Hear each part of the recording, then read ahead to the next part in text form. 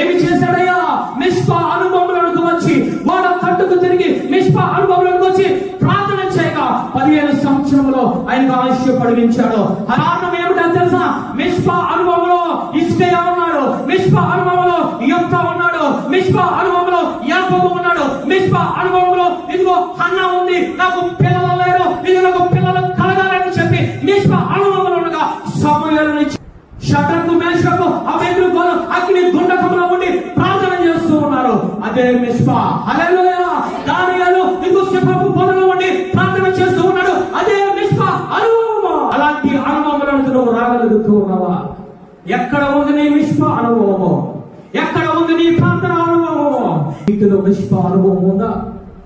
ఒక్కసారి గుండెల మీద చేసుకొని చెప్పండి, మిస్పా అనే ప్రార్థన గది నీ జీవితంలో ఉందా?